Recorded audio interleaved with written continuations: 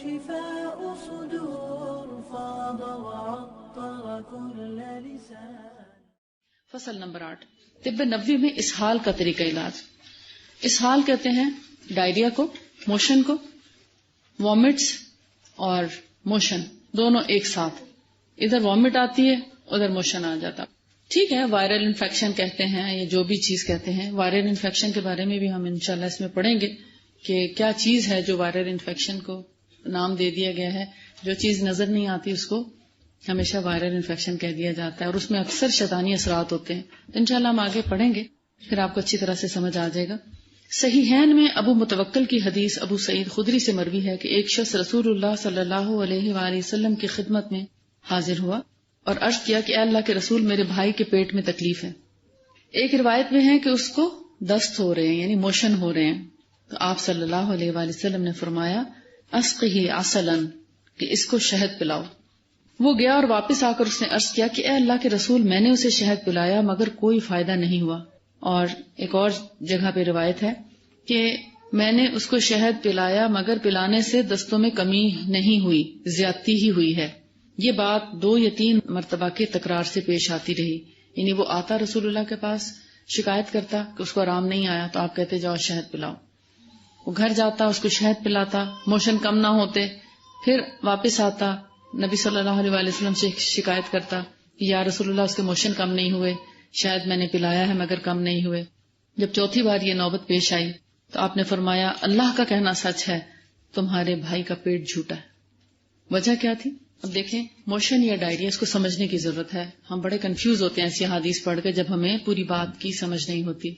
Motion یا diarrhoea کی causes different ہیں. اگرچہ ہوتا کیا ہے، آخر کار وائرل انفیکشن کیا جاتا ہے ڈائگنوز، یا آنتوں کی ٹی بی ہو سکتی ہے، یا ٹائیفائڈ بخار میں کبھی سٹمک سیٹ نہیں ہوتا. ٹائیفائڈ بخار کے ساتھ یا قبض ہوگی یا موشن ہوں گے. یہ ایک بہت بڑی علامت ہے ٹائیفائڈ بخار کی. پیٹ کبھی صحیح نہیں رہتا، یا قبض کی طرف مائل ہو جاتا ہے، سٹول بالکل سٹرک ہو جاتا ہے، اور یا پھر اتنے موشن آتے ہیں کہ پانی کی طرح پیٹ چلتا رہتا ہے. اب اگر اس کو ٹائیفائڈ تھا تو وہ صرف شہد سے کیسے ٹھیک ہوتا ایک دن میں؟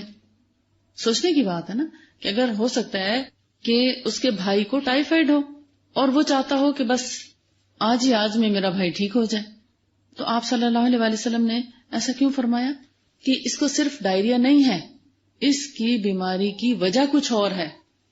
بھائی کا پیٹ جھوٹا کیوں فرمایا؟ کہ ہو سکتا ہے اس کو صرف ڈائریا نہ ہو، اس کو بیماری کچھ اور ہو، اور تم اس کو بیماری، دستوں کی بیماری سمجھ کے علاج کر رہے ہو، تو اس کے لیے پھر صرف شہد تو کافی نہیں ہے. شہد تو اللہ تعالیٰ نے ہماری شفا کے لیے ہی بنایا ہے، انسانوں کی شفا کے لیے.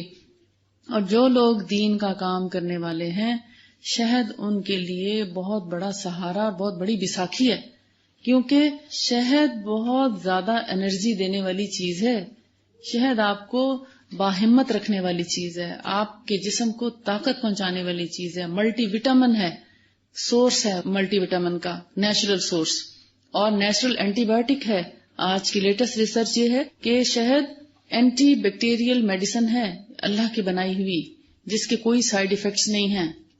انسانوں کی بنائی ہوئی اینٹی بایوٹک کے بہت سے سائیڈ ایفیکٹس ہیں، جبکہ اس کے کوئی سائیڈ ایفیکٹ نہیں ہے.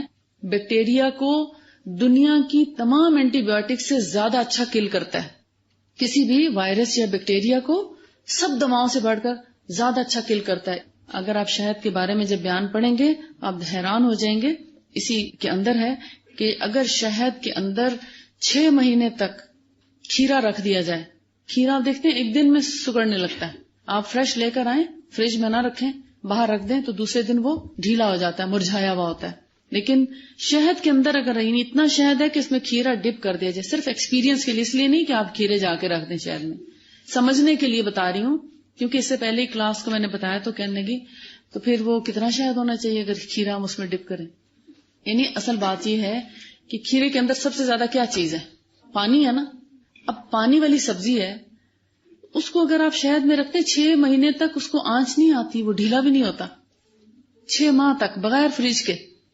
کتنا اچھا محافظ ہے، اور اس کے اندر کسی جراثیم کو پنپنے کا موقع نہیں ملتا، چاہے وہ جوں ہو، چاہے وہ جراثیم ہو، چاہے بیکٹیریاز ہوں، وائرس ہو، پیراسائٹس ہوں، کچھ بھی ہو، شہد کے اندر ہر چیز کل ہو جاتی ہے. انسان کے اگینسٹ جتنی چیزیں ہیں ان سب کو شہد مار دیتا ہے، لیکن انسان کی بہت اچھی رکھوالی کرتا ہے، انسان کو آنچ نہیں آنے دیتا، انسان کے بہت اچھی پروٹیکشن کرتا ہے. گلا خراب ہے، نزلہ کھانسی ہے، پیٹ خراب ہے، کوئی بھی بیکٹیریا وائرس باڈی کے اندر یا اوپر اسکن پہ بھی کوئی الرجی ہو گئی ہے تو آپ شہد کا استعمال لگا کے بھی کریں، کھلا کے بھی کریں. آپ دیکھیں گے سب سے زیادہ اچھا کام کرتا ہے کہ اس کے اندر کسی قسم کا کوئی سائیڈ افیکٹ نہیں. کچھ لوگوں کو شہد کھانے سے سینے میں جلن ہوتی ہے، اس جلن کا علاج کیا ہے کہ صرف وہ لوگ جن کو شہد کھانے سے معدے میں جلن ہو وہ 1 چمچ سرکہ اور 1 چمچ شہد 1 گلاس پانی کے اندر ملا کے پئیں، ٹھیک ہے. لیکن جن لوگوں کو جلن نہیں ہوتی وہ ڈائریکٹ شہد کھا سکتے ہیں اور اس سے بھرپور فائدہ اٹھا سکتے ہیں. سرکہ وہ ہوگا جو پھلوں کا سرکہ ہے. جو وائٹ ونیگر آپ یوز کرتے ہیں وہ دراصل باتھ روم صاف کرنے کی دوائی ہے، وہ کھانے کی چیز نہیں ہے، وہ ایسڈ ہے، زہر ہے، وہ جس کو ہم اپنے ہر چائنیز فوڈ میں استعمال کر رہے ہیں. وائٹ ونیگر ہر جگہ آپ سنتھیٹک وائٹ ونیگر استعمال کر رہے ہیں. باتھ روم کے داغ کسی چیز سے اگر صاف نہ ہو تو اس وائٹ ونیگر سے صاف ہو جاتے ہیں، اور اگر کچن کے اندر کی چکنائی کسی چیز سے صاف نہ ہو تو اس وائٹ ونیگر سے صاف ہو جاتی ہے. آج سے گھر جا کر وائٹ ونیگر واش رومز میں رکھ دیں، اور کھانے کے لیے جو سرکہ استعمال کریں وہ پھلوں کا سرکہ استعمال کریں جو نبی صلی اللہ علیہ وآلہ وسلم کیا کرتے تھے.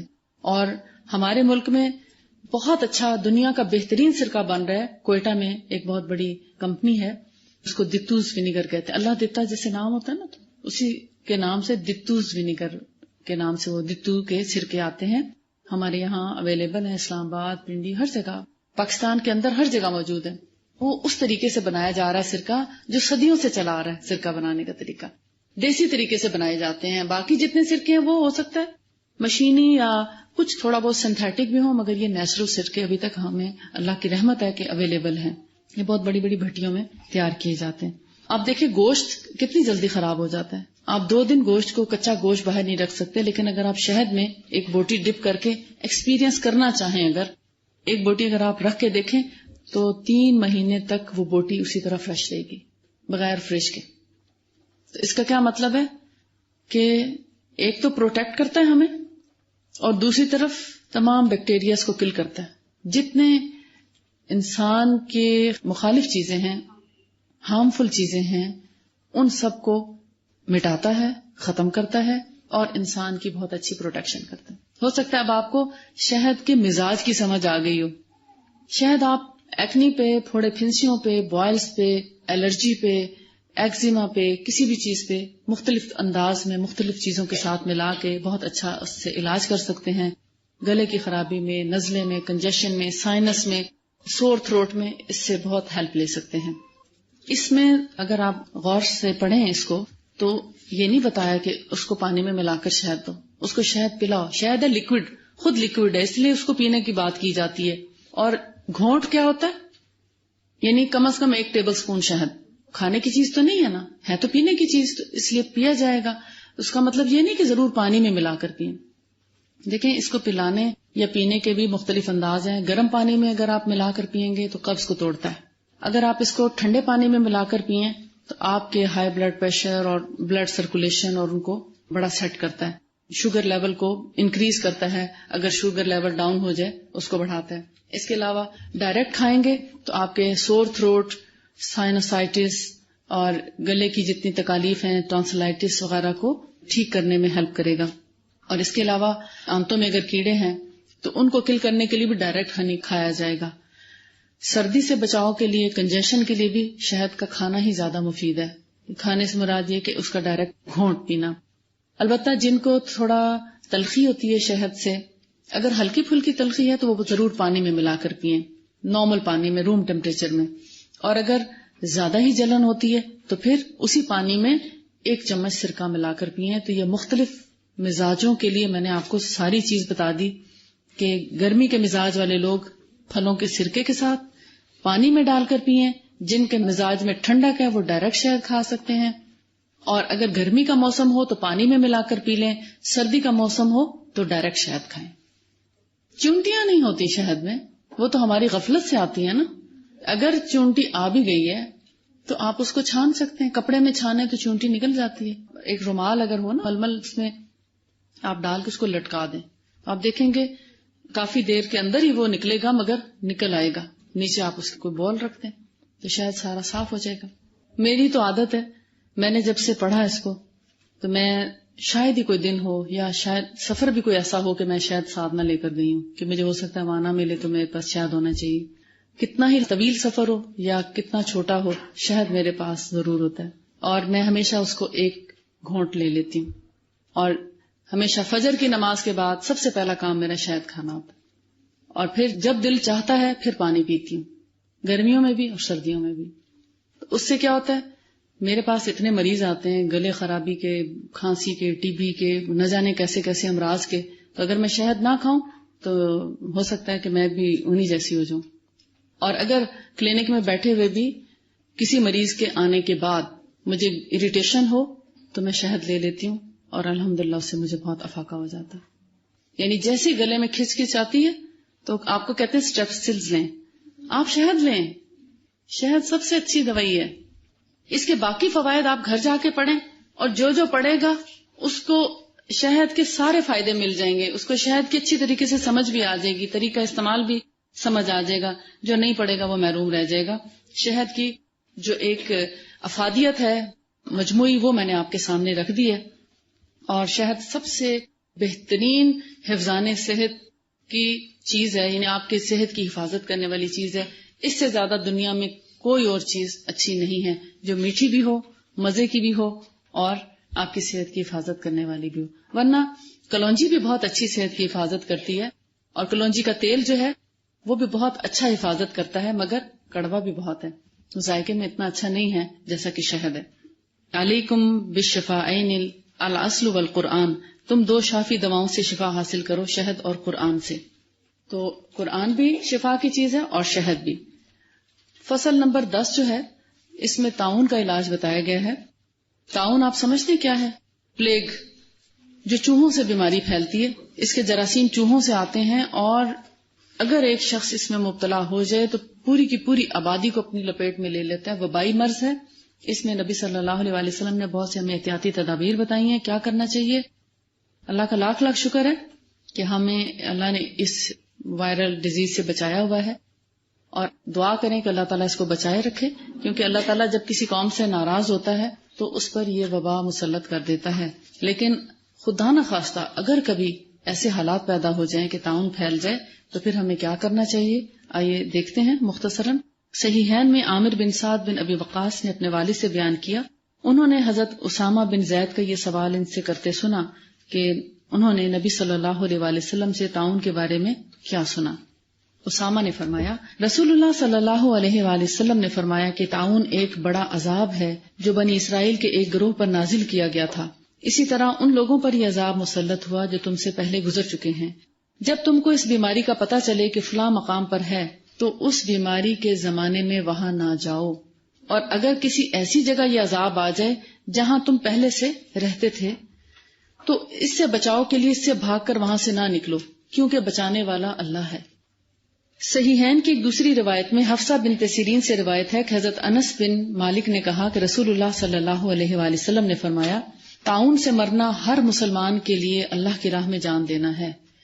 اور طاعون اصل میں ہے کیا؟ عصر عائشہ میں ہے، یعنی یہ حدیث نہیں ہے بلکہ حضرت عائشہ سے ایک روایت کی جاتی ہے کہ نبی کریم صلی اللہ علیہ وآلہ وسلم سے انہوں نے عرض کیا کہ تان یعنی نیزہ بازی، تان کا مطلب نیزہ بازی کو تو ہم نے جان لیا ہے، یہ طاعون کیا ہے اس کے بارے میں بتلائیے. تو آپ صلی اللہ علیہ وآلہ وسلم نے فرمایا کہ یہ ایک گلٹی ہے جیسے اونٹوں کے طاعون میں ابھرتی ہے، انسان کے بغل کی کھال میں ابھرتی ہے. یعنی کہ ہمارے آرمپٹس جو ہیں ان کے نیچے انڈر سکن ایک گلٹی پیدا ہوتی ہے. پہلے سب سے پہلی اس کی علامت کیا ہے کہ اس کے اندر گلٹی پیدا ہوگی، انتہائی پینفل، اس کے ساتھ شدید بخار ہو جاتا ہے، اور بخار کے ساتھ وامٹس اور ڈائریا بھی شروع ہو جاتا ہے، اور انسان ڈی ہائیڈریشن کی وجہ سے بہت جلدی دنیا سے کوچ کر جاتا ہے. اگر اس کا بر وقت علاج ہو جائے تو بعض اوقات انسان کی جان بچ بھی جاتی ہے. لیکن جب ایک انسان وامٹ کرتا ہے یا ڈائریا کی وجہ سے جو موشن کرتا ہے تو اس کی الٹی میں بھی ایسے جراثیم ہوتے ہیں جو ہوا میں تیزی سے پھیلتے ہیں اور دوسرے انسانوں کو بہت جلدی متاثر کر دیتے ہیں، اور یہ ایک وبائی مرض ہے، لہذا وبا کے طور پر پھیلتا ہے اور بہت جلدی، یعنی کہ اگر کسی بھی جگہ پر صحت مند لوگ موجود ہیں اور اس میں اگر طاعون زیادہ شخص آ جاتا ہے اور اس کو خدا نخواستہ اگر وامٹ آ گئی تو اس وامٹ سے باقی تمام لوگوں پر بہت جلدی اثرات مرتب ہو سکتے ہیں، مگر انہی پر ہوں گے جن کی امیونٹی ویک ہوگی، جن کے اندر قوت مدافعت کمزور ہوگی، پھر اللہ کا حکم ہو جاتا ہے اور انسان اس سے متاثر ہو جاتا ہے۔ آپ دیکھتے ہیں جب فلو پھیلتا ہے، مثال کے طور پر ایک وبائی مرض ہے سمجھنے کے لیے، تو کیا سب بیمار ہو جاتے ہیں؟ نہیں ہوتے نا، ہو سکتا ہے آدھے لوگ بیمار ہو جائیں مگر آدھے تو ٹھیک رہتے ہیں، ایسا ہی ہوتا ہے۔ تو طاعون بھی وبائی مرض ہے، متاثر بہت سے لوگ ہو جاتے ہیں، مگر ضروری نہیں کہ سب کے سب مر جائیں، سب کے سب بیمار ہو جائیں، ضروری نہیں ہے۔ لیکن حکم کیا ہے کہ اگر فرض کریں ہم اب یہاں رہ رہے ہیں، آپ لوگ ہاسٹل میں رہ رہے ہیں، کچھ اپنے گھروں سے آئے ہیں، خدا نخواستہ اگر یہاں پر طاعون پھیل جاتا ہے تو آپ ہاسٹل چھوڑ کے بھاگ جائیں گے یا اسلام آباد چھوڑ کے بھاگ جائیں گے؟ ہم اس لیے نہیں بھاگیں گے کہ رسول اللہ صلی اللہ علیہ وسلم کا حکم ہے کہ جس جگہ پر ہیں وہاں اگر طاعون آ جاتا ہے تو وہیں پہ رکے رہو، اور اگر گھر تو آپ کا گجر خان میں ہے مگر آپ پڑھنے کے لیے یہاں آ گئے تھے، اگر خدا نہ خواستہ گجر خان میں کوئی ایسی تکلیف آ جاتی ہے، وبا آ جاتی ہے، تو پھر آپ واپس گھر نہیں جائیں گے اس وقت تک جب تک کہ اس کو سیف ایریا ڈکلیئر نہیں کیا جاتا، اس کی تمام جگہوں کی صفائی ستھرائی نہیں ہو جاتی، اس وقت تک واپس گھر نہیں جائیں گے، کیونکہ یہ بھی رسول اللہ کا حکم ہے۔ اور اس میں دیکھیں انسانی جانوں کو بچانے کے لیے کتنی بڑی حکمت عملی اختیار کی گئی ہے کہ اگر ایک جگہ ایک وبا پھیلی ایک شہر میں، اب آمد و رفت بند کر دی جائے، بارڈر بلاک کر دیے جائیں تاکہ یہ بیماری یہیں پہ ہی ختم ہو جائے، باقی سارے شہروں کے لوگ یا دنیا کے لوگ متاثر نہ ہوں۔ اس میں یہ حکمت بھی ہے۔ اور طاعون کو کہا جاتا ہے کہ یہ شاید جنوں کی خلش ہے۔ آپ دیکھیں پیج نمبر 67 پہ سب سے نیچے کہ تیسری بات وہ سبب فاعل ہے جس سے یہ بیماری پیدا ہوتی ہے، اور صحیح حدیث میں موجود ہے کہ طاعون اس عذاب کا باقی ماندہ حصہ ہے جو بنی اسرائیل پر بھیجا گیا، اور اسی میں ہے کہ طاعون جنوں کی خلش ہے جو انسان کو تباہ کر دیتی ہے، اور اسی حدیث میں ہے کہ طاعون کسی پیغمبر کی بد دعا کا اثر ہے۔ یعنی بہت سے وبائی امراض، تھوڑا سا آپ کو آئیڈیا ہو رہا ہوگا کہ اس کو پھیلانے کا باعث جن بھی بنتے ہیں۔ جن کیا چیز ہے؟ نظر نہیں آتے نا، ہوائی مخلوق ہے نا، میٹیریل چیز نہیں ہے، ہوا کی طرح گردش کرتے ہیں۔ اب وبائی امراض کس سے پھیلتے ہیں؟ ہوا کے ذریعے ایک سے دوسرے تک پہنچتے ہیں نا۔ چونکہ جن انسانوں کے دشمن ہیں، ہوا میں شامل ہوتے ہیں، اس لیے بہت سے وبائی امراض میں بہت بڑا حصہ جنوں کا ہوتا ہے کہ وہ ایک سے دوسرے انسان تک اس وبا کو پہنچانے کا بہت بڑا سورس ہے۔ اسی لیے کہا گیا کہ طاعون جنوں کی خلیش ہے، یعنی جنوں کی وجہ سے طاعون جو ہے وہ بہت تیزی سے پھیلتا ہے، ایک سے دوسرے انسان تک اس کے جراثیم منتقل کرنے کا باعث بنتے ہیں، کیونکہ ہوا میں موجود ہوتے ہیں۔ اب ہوا جس رخ کی چلتی ہے جراثیم یا بیماری اسی رخ پہ چل پڑتی ہے، تو لہٰذا آگے بھی آپ مزید پڑھیں گے تو آپ کو اندازہ ہوئے گا کہ وبائی امراض کس طریقے سے جنوں سے پھیلتے ہیں، یا جنوں سے کیسی کیسی بیماریاں اور کیسی کیسے مسائل جو ہیں وہ فیس کرتے ہیں۔ نظر بد انسانی بھی ہوتی ہے، نظر بد شیطانی بھی ہوتی ہے، جنوں کی بھی نظر لگتی ہے انسانوں کو۔ فصل نمبر 11 میں وبا سے متاثرہ علاقوں میں آمد و رفت کے بارے میں نبی صلی اللہ علیہ وآلہ وسلم کا طریقہ، یہ آپ اس کی روح سمجھ گئے ہیں کہ جس علاقے میں بیماری ہے آپ وہاں پر موجود ہیں تو وہاں سے باہر نہیں نکلیں گے، اور اگر ہم باہر ہیں اور بیماری گھر والے علاقے میں آ گئی ہے، سفر پہ کہیں گئے تھے باہر اور پتہ چلا کہ واپسی گھر میں طاعون پھیل گیا ہے، تو پھر اپنے گھر واپس اس وقت تک نہیں آئیں گے جب تک کہ اس کو سیف ایریا نہیں قرار دیا جاتا۔ ماخذ یہی ہے اس پورے لیسن کا، اور اسی فصل کے سب سے آخر میں جو حدیث ہے وہ بھی اسی کی تصدیق کرتی ہے کہ نبی صلی اللہ علیہ وآلہ وسلم سے کس نے سنا؟ عبد الرحمن بن عوف نے، کہتے ہیں کہ جب کسی علاقے میں طاعون پھیل رہا ہو اور تم وہاں موجود ہو تو وہاں سے بھاگ کر نہ نکلو، اور اگر سنو کہ وبا پھیلی ہوئی ہے اور تم اس کے علاوہ کسی اور مقام پر ہو تو پھر اس علاقے میں نہ جاؤ۔ فصل نمبر 12، استسقاء کے علاج میں نبی کریم صلی اللہ علیہ وآلہ وسلم کی ہدایات۔ استسقاء کس کو کہتے ہیں؟ یہ جو بیماری کا نام ہے نا، یہ پیٹ میں پانی پڑنے کو کہتے ہیں، ہے تو پانی، استسقاء پانی مانگنے، پانی طلب کرنے کو کہا جاتا ہے، سقا پانی پلانے والے کو کہا جاتا ہے یا ساقی، اور استسقاء پانی کا طلب کرنا یا پانی مانگنا، مگر یہاں پر جو بیماری ہے اس کا نام استسقاء کہا گیا ہے۔ آپ صلاۃ استسقاء بھی پڑھتے ہیں، اللہ تعالیٰ سے بارش کی دعا کرنے کے لیے نماز پڑھی جاتی ہے، مگر انگلش میں اس کو اسائٹس بولتے ہیں۔ اسائٹس کہتے ہیں یہ جو ہماری پیریٹونیم ہے، پیٹ کی جو جھلی ہے، اس میں پانی جمع ہونا شروع ہو جاتا ہے اور پیٹ ڈھول کی طرح پھولنا شروع ہو جاتا ہے۔ بیسیکلی لیور اور کڈنیز کا فنکشن جو ہے وہ سلو ہو جاتا ہے، اور آہستہ آہستہ وہ جو کڈنیز ہیں چونکہ اس پانی کو فلٹر کر کے جسم سے باہر پھینکنے کے ناقابل ہو جاتے ہیں، لہٰذا وہ پانی جسم میں بھرنا شروع ہو جاتا ہے، اور پہلے تو پیٹ ہی پھولتا ہے، پھر آہستہ آہستہ پوری باڈی جو ہے وہ پھولنا شروع ہو جاتی ہے۔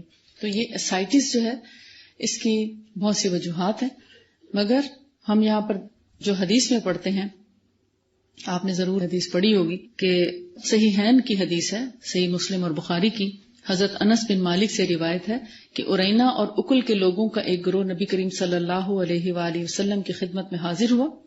ان لوگوں نے مدینہ کی اقامت ناپسند کی، یعنی وہاں رہنا ناپسند کیا، اور اس ناپسندیدگی کی شکایت نبی کریم صلی اللہ علیہ وآلہ وسلم سے کی۔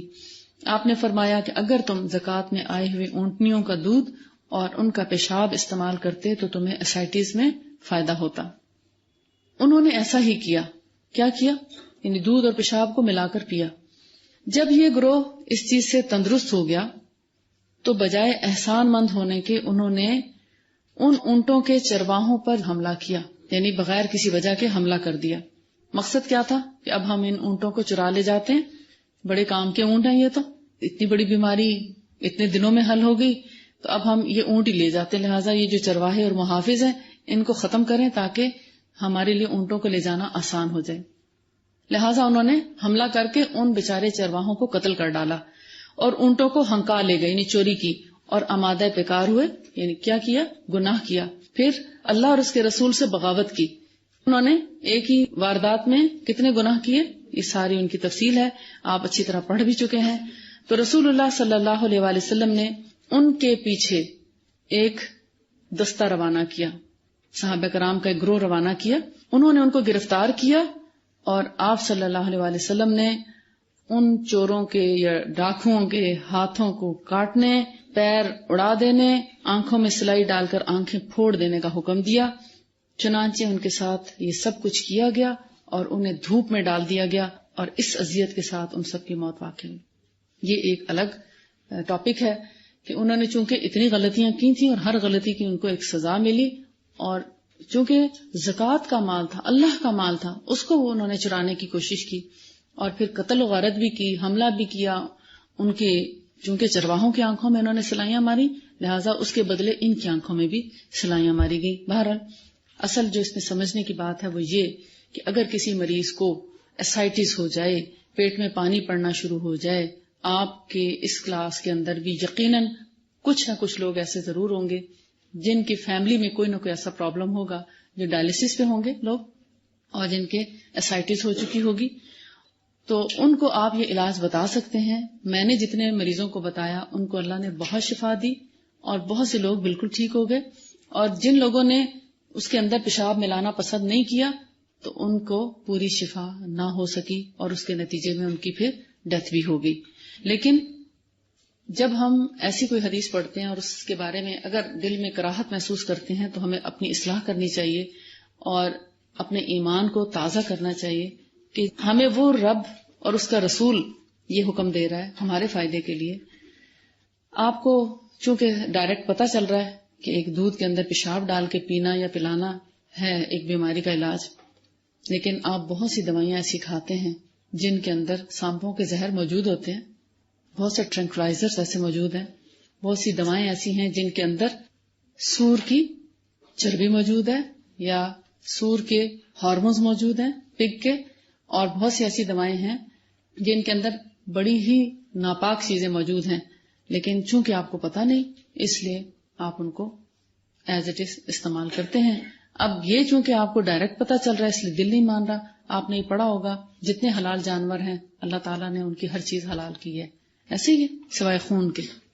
پڑھا ہے نا آپ نے کہ ان کے ناخن، ان کے بال، ان کی جلد، ان کے پیشاب، ان کا پخانہ وہ سب پاک ہے. تو جب ایسا ہے تو پھر ہمیں اللہ اور اس کے رسول کے فرمان پر مطمئن ہونا چاہیے اور اس چیز کے استعمال کرنے میں کبھی کراہت نہیں آنی چاہیے. یہ ایمان کی کمزوری کی نشانی ہے. اب آپ اس لیسن کے اندر جتنے اونٹنی کے دودھ کے فائدے ہیں وہ آپ پڑھ کے آئیے اور پھر آپ بتائیے کہ آپ کو ان میں سے کس چیز نے یعنی اس بات پر آپ کے دل کو مائل کیا کہ ہاں جو اللہ کے رسول کا حکم ہے وہ ہم من و عن تسلیم کرنے کے لیے تیار ہیں. اور اللہ تعالیٰ آپ سب کو اس چیز کی توفیق عطا فرمائے کہ جو اللہ اور اس کا رسول ہمیں دیں اس کو بڑی خوشی سے قبول کر لیں، کیونکہ اس کے بغیر دنیا میں کوئی اس سے بہتر علاج نہیں ہے. اگرچہ علاج تو بہت سے ہیں مگر اس سے اچھا علاج نہیں ہے کہ فوری مریض کو افاقہ ہوتا ہے. اصل میں جو اونٹنی کا دودھ ہے اس میں یہ صلاحیت پائی جاتی ہے کہ وہ جسم کے اندر کی جتنی رکاوٹیں ہیں، جتنے گندے مادے اندر جسم میں موجود ہوتے ہیں ان سب کو بہت اچھی طریقے سے خارج کرتا ہے. ہمارے لیور کے سدے، ہمارے آنتوں کے سدے، ہمارے جتنی یعنی اندر جسم کے رکاوٹیں پائی جاتی ہیں جس کی وجہ سے آہستہ آہستہ بلاکیجز شروع ہوتی ہیں اور پانی جمع ہونا شروع ہو جاتا ہے، ان سب چیزوں کو خارج کرتا ہے. کھل کے حاجت ہوتی ہے، پیشاب کھل کے آتا ہے اونٹنی کے دودھ سے، پخانہ کھل کے آتا ہے اور جسم ڈیٹاکسیفائی ہو جاتا ہے جس سے ہمیں شفا ہو جاتی ہے. وآخر دعوانا ان الحمد للہ رب العالمین. سبحانک اللہم وبحمدک نشہد ان لا الہ الا انت نستغفرک ونتوب الیک. السلام علیکم ورحمۃ اللہ وبرکاتہ. هذا النور شفاء صدور فاض وعطر كل لسان